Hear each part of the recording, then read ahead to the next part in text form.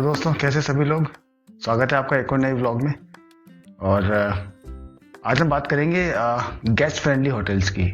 जैसे कि आपने थंबनेल में देखा है, तो गेस्ट फ्रेंडली होटल होती क्या है। काफ़ी लोग कंफ्यूज रहते हैं कि गेस्ट फ्रेंडली होटल क्या होती है। उनको समझ में नहीं आता कि मतलब होटल तो होटल होती है, गेस्ट फ्रेंडली क्या होता है, guest friendly non guest friendly क्या होता है। तो आज इसके बारे में बात करते हैं, क्योंकि क्या है कि काफ़ी लोग हैं और मेरे भी काफ़ी जान पहचान के लोग हैं जो थाईलैंड में गए थे और उन्होंने जाकर के होटल बुक कर ली, यहाँ से होटल बुक की। वहाँ जाने के बाद में जब वो गेस्ट को लेकर के आए तो उनके चार्जेस लग गए। तो गेस्ट फ्रेंडली होटल, आप जब भी आप होटल सेलेक्ट करते हो, जब आप थाईलैंड का ट्रिप प्लान करते हो या किसी भी कंट्री का ट्रिप प्लान करते हो, लेकिन अपन थाईलैंड के बारे में बात करते हैं तो अपन थाईलैंड के ही टॉपिक को लेकर के चलते हैं। आप इसको किसी भी कंट्री का आप ले सकते हैं, चाहे भले ही आप दुबई जा रहे हैं या आप सिंगापुर जा रहे हैं, मलेशिया जा रहे हैं, किसी भी कंट्री में जा रहे हैं, तो जहाँ जा रहे हैं तो आप उस कंट्री को सोच करके ये वीडियो देख सकते हो। वैसे अपन थाईलैंड की बात करते हैं क्योंकि मैं थाईलैंड के बारे में ज़्यादा वीडियोस बनाता हूँ, तो अपन एग्जाम्पल के तौर पे थाईलैंड को ले लेते हैं कि जब भी आप थाईलैंड का ट्रिप प्लान करते हो और जब आप होटल सेलेक्ट करते हो, होटल सेलेक्ट करते वक्त एक चीज़ का ध्यान रखना हमेशा कि जब आप उस होटल की वेबसाइट पे जाओगे या किसी भी थर्ड पार्टी एप्लीकेशन से होटल बुक करते हो, तो उस होटल पे आप देखना कि उसमें गेस्ट फ्रेंडली लिखा है कि नहीं लिखा है। कुछ फ्रेंड्स थे जो अभी लास्ट मंथ गए थे, तो उन लोगों ने मुझे वहाँ से कॉल किया कि ये हमारे गेस्ट को अलाउ नहीं कर रहे हैं। तो मैंने कहा कि आपने जब ये होटल बुक की थी, आपने उसमें देखा था कि ये गेस्ट फ्रेंडली है कि नहीं है। कि नहीं, हमें तो नहीं पता था, हमने तो नहीं देखा, हमने तो बुक कर दिया बस, क्योंकि इसीलिए ये प्रॉब्लम आ रही है। जब भी आप होटल बुक करते हो तो आपको गेस्ट फ्रेंडली होटल देख करके बुक करना चाहिए, वरना क्या है कि आप जब गेस्ट को लेकर के आते हो तो उसके चार्जेस लग जाते हैं। तो उसमें लिखा होता है, बिल्कुल उसकी वेबसाइट पे लिखा होता है। जब आप उस होटल को बुक करते हो उसकी वेबसाइट को देखो आप, उसमें लिखा होता है गेस्ट फ्रेंडली है कि नहीं है। अगर वो गेस्ट फ्रेंडली है तो नो प्रॉब्लम। आप जब भी थाईलैंड में जाते हो, घूमते हो, वहाँ पे इंजॉय करते हो और वापस आते हो, जब तो वापस आने के बाद में जब आप देखते हो कि यार ठीक है, आप किसी गेस्ट के साथ में आ रहे हो, आप पार्टीज के लिए जाते हो, वापस आते हैं तो गेस्ट को साथ में लेकर के आते हैं। तो जब आप रिसेप्शन पे आते हो तो वो गेस्ट का आईडी कार्ड लेते हैं और उसके बाद में अगर वो गेस्ट फ्रेंडली नहीं है तो आपसे 500 बात या 1000 बात आपसे एक्स्ट्रा चार्ज करेंगे गेस्ट के लिए। तो उसके लिए ये चीज़ का ध्यान रखना बहुत ज़रूरी है कि वो गेस्ट फ्रेंडली होटल होनी चाहिए। ठीक है, अगर वो गेस्ट फ्रेंडली होटल है तो आपको कोई प्रॉब्लम नहीं आएगी। और बाकी नॉर्मली थाईलैंड में 70-80% गेस्ट फ्रेंडली होटल से होती है, तो उसमें कोई प्रॉब्लम आती नहीं। लेकिन फिर भी काफ़ी लोग ऐसी होटल बुक कर लेते जो गेस्ट फ्रेंडली नहीं होती है, तो उनको एक्स्ट्रा पे करना पड़ जाता है। तो इस चीज़ का हमेशा ध्यान रखना, जब भी आप होटल बुक करो वो गेस्ट फ्रेंडली है कि नहीं है, इस चीज़ को देख लेना, वरना आपके फालतू के पैसे लग जाएंगे। क्योंकि मेरे दोस्तों के भी लगे और काफ़ी लोगों के लगते होंगे।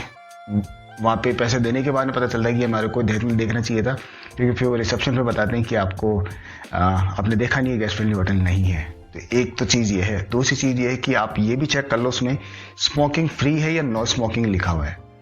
ठीक है, स्मोकिंग फ्री है तो कोई प्रॉब्लम ही नहीं है, आप आराम से, क्योंकि काफ़ी लोग हैं और पार्टीज़ के लिए नॉर्मली वहाँ पे जाते हैं, तो स्मोकिंग तो नॉर्मल है लोगों के लिए वहाँ पे।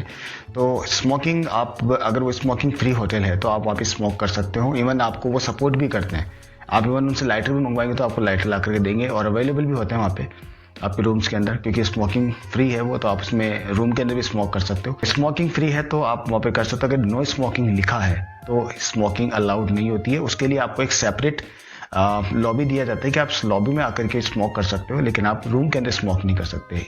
Even if you are found, अगर आपको स्मोकिंग करते देख लिया गया तो 2000 बात की पेनल्टी है जो आपको देनी ही पड़ेगी वहाँ पे। तो सिंपल सी बात ये कि ये नो स्मोकिंग जोन है, नो स्मोकिंग होटल है, तो लॉबी में जाकर स्मोक करो। अगर स्मोकिंग फ्री है तो वहाँ करो।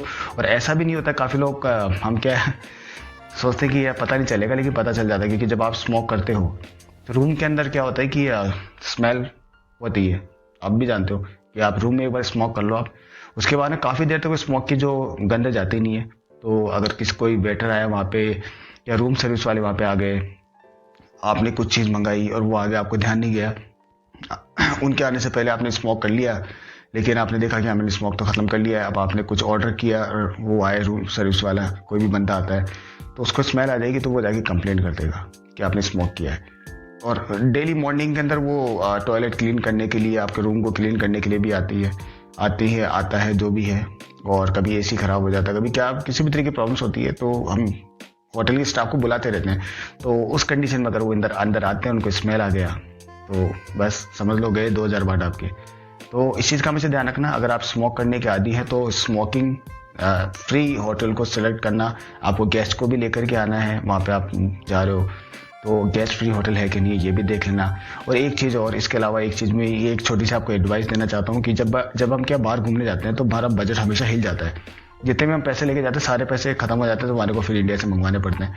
तो बेटर ये कि क्या होता है कि आप जब कभी भी किसी भी होटल में आप स्टे करते हो तो वहाँ पे आपसे सिक्योरिटी मनी ली जाती है। जब आप अपना पासपोर्ट वहाँ पे देंगे, आप पासपोर्ट की फोटोकॉपी लेते हैं, पासपोर्ट तो आपके पास रहता है, लेकिन वो आपसे कुछ सिक्योरिटी डिपॉजिट भी लेते हैं, 500 बात 1000 बात, डिपेंड्स ऑन दी होटल।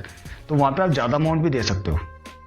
तो मैं तो हमेशा यही करता हूँ कि मैं तो हमेशा ज़्यादा अमाउंट देता हूँ। जब वहाँ 500 बात लेते हैं तो मैं वहाँ पे 2000 बात देता हूँ। वो इसलिए देता हूँ कि वो एक सेफ मनी होता है वो हमारे, क्योंकि लास्ट में अगर हमारे पास पैसा खत्म हो जाता है तो हमारे पास ये एश्योरेंस होता है कि हाँ 2000 बात हमारे होटल में पड़े भी, तो वो लेकर के हम लास्ट डे ट्रेवल कर सकते हैं आराम से। क्योंकि फिर उसके बाद लास्ट डे आपको पास में 2000 बात होता है तो आप आराम से पैसा खर्च कर सकते हैं, सारा पैसा खत्म हो जाए तो कोई दिक्कत वाली बात नहीं, क्योंकि 2000 बात हमारे ऑलरेडी पड़े हैं वहाँ पे। तो वो लेकर के फिर आप क्या अपने एयरपोर्ट तक आते हो, खाते हो पीते हो, उस दिन का भी आपका खर्चा होता है तो वो आपको उससे निकल जाता है काफ़ी।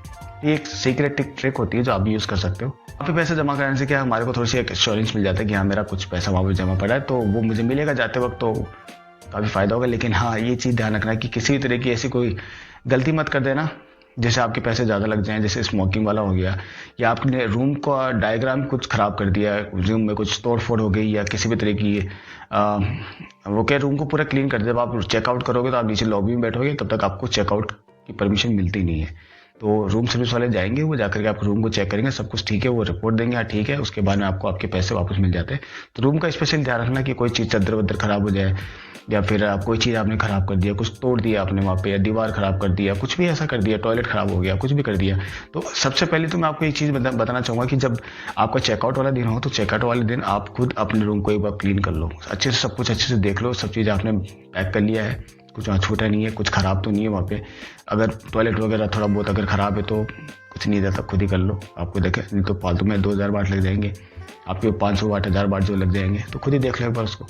तो ये सब एक छोटी सी सीक्रेट ट्रिक्स हैं ताकि आपकी क्या ये छोटी छोटी चीज़ें आपके बहुत पैसे बचाती है। क्योंकि मेरे फ्रेंड्स वहाँ पे गए थे तो उनको हर रोज़ 500 बात देने पड़ते थे गेस्ट के लिए, क्योंकि उन्होंने गेस्ट फ्रेंडली होटल नहीं ली थी। तो वहाँ पे वो 7 दिनों के लिए रुके तो 500 बात इंटू 7 आप कैलकुलेट कर सकते हो कितना होता है, 3500 बात उनके एक्स्ट्रा लग गए। तो ये सब चीज़ें समझने की है, देखने की, अगर हमारे को पहले से इस चीज़ों का पता हो। ये मेरे जो छोटे छोटे ब्लॉग्स होते हैं वहाँ पे जाने के बाद में छोटी छोटी सेविंग्स भी करते हैं, काफ़ी चीज़ों का आपका ध्यान रखते हैं। कई बार क्या होता है कि छोटी चीज़ बहुत बड़ा राय का पहाड़ बना देती है, जो मैं नेक्स्ट वीडियो में बात करूंगा, things not to do in Pattaya के अंदर, जो कि मेरा 3rd पार्ट होगा, जिसमें मैं बताऊंगा कि वहाँ पे क्लैशेस वगैरह नहीं करने चाहिए, उसका कितना बड़ा इम्पैक्ट हो सकता है वो आप देखना उस वीडियो के अंदर। वो वीडियो मिस मत करना, वो बहुत काम का है आपके लिए, ठीक है। अगर आपको वीडियो अच्छा लगा तो लाइक कीजिएगा, और अच्छा लगा तो चैनल को सब्सक्राइब कीजिएगा। मिलता है अगले वीडियो में, तब तक के लिए